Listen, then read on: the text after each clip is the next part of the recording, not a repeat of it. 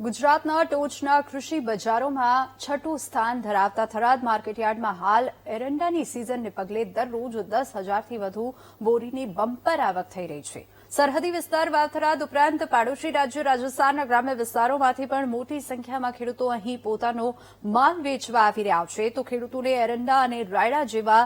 રોકડિયા પાકના ખૂબ જ સારા ભાવ મળી રહ્યા છે અને પાકના વેચાણ બાદ ખેડૂતોને તરત જ રોકડા રૂપિયાની ચૂકવણી કરી દેવામાં આવે છે, જેના લીધે થરાદ માર્કેટયાર્ડ હાલ ખેડૂતો અને વેપારીઓ બંને માટે અતૂટ વિશ્વાસનું કેન્દ્ર બની ગયું છે।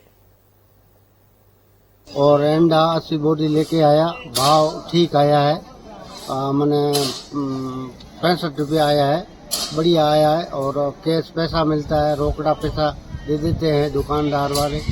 और बढ़िया बढ़िया भाव आया था। आवक एरंडानी थेल છે અને બીજા પણ માલમાં રાયડું છે, જીરું છે, ઈસબગુલ છે, એવા જુદા જુદા માલો પણ આવે છે અને એમાં લગભગ 20,000 ઉપર બોરીની આવક છે અને એરંડામાં જે ભાવ છે એ 1,350 થી 1,500 આસપાસ ખેડૂતોને ભાવ ઊંચામાં ઊંચો ભાવ પડે છે અને અમારા થરાદ